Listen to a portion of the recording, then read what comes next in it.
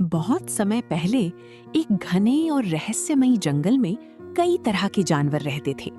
उस जंगल का राजा था शेर वीरेंद्र।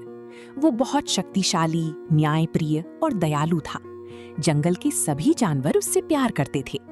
जंगल में हिरन, हाथी, बंदर, खरगोश, मोर और कई छोटे बड़े जीव शांति से रहते थे। लेकिन उसी जंगल में कालू नाम का एक चालाक लकड़बग्घा भी रहता था। वो हमेशा सोचता रहता था कि किसी तरह जंगल का राजा बन जाए। उसे राजा वीरेंद्र की लोकप्रियता बिल्कुल पसंद नहीं थी। एक सुबह राजा वीरेंद्र नदी के किनारे घूमने गई। तभी कुछ शिकारी जंगल में आ गए। उन्होंने रास्ते में बड़ा जाल बिछा रखा था। अचानक राजा उसी जाल में फंस गई। उन्होंने पूरी ताकत लगाई, लेकिन जाल बहुत मजबूत था। रस्सियां उनके पैरों में कस गईं और वो घायल हो गई। पास के पेड़ पर बैठा बंदर चिंकू ये सब देख रहा था। वो तेजी से जंगल की ओर भागा। गजराज दादा, जल्दी चलो, राजा मुसीबत में है। गजराज हाथी ने तुरंत सारे जानवरों को इकट्ठा किया। हाथी, भालू और बंदर मिलकर वहां पहुंचे। सबने अपनी ताकत लगाकर जाल तोड़ दिया और राजा को आजाद कराया। लेकिन राजा बुरी तरह घायल हो चुके थे। जंगल के वैद्य डॉक्टर भीमा भालू ने राजा का इलाज शुरू किया। राजा को कुछ दिनों तक आराम करना होगा। इन्हें ज्यादा चलना फिरना नहीं चाहिए। राजा की चोट की खबर पूरे जंगल में फैल गई। सभी जानवर दुखी थे, लेकिन कालू लकड़बग्घा मन ही मन खुश हो रहा था। कालू मन में, यही सही मौका है। अब मैं जंगल का राजा बन सकता हूँ। अगले दिन कालू ने कुछ लोमड़ियों और गीदड़ों को अपने साथ मिला लिया। उसने जंगल में अफवाह फैलानी शुरू कर दी कि राजा वीरेंद्र अब कमजोर हो चुके हैं और जंगल को नए राजा की जरूरत है।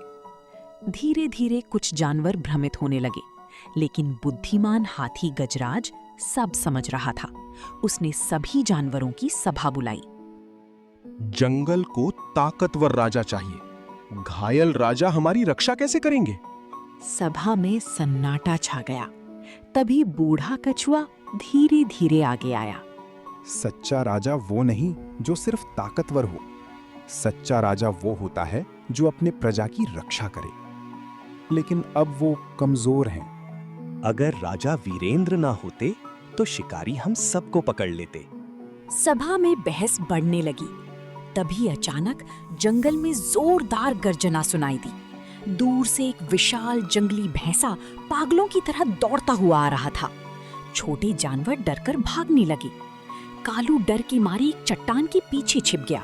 लेकिन उसी समय घायल होने के बावजूद राजा वीरेंद्र वहां पहुंच गए। उन्होंने पूरी ताकत लगाकर भैंसे का सामना किया। काफी देर तक संघर्ष चलता रहा। आखिरकार भैंसा जंगल छोड़कर भाग गया। सभी जानवर खुशी से चिल्ला उठे। उन्हें समझ आ गया कि राजा वीरेंद्र अभी भी उनका सच्चा रक्षक है। जो संकट के समय छिप जाए वो राजा बनने लायक नहीं होता। कालू शर्मिंदा होकर वहां से चला गया, लेकिन उसके मन में लालच अभी भी बाकी था।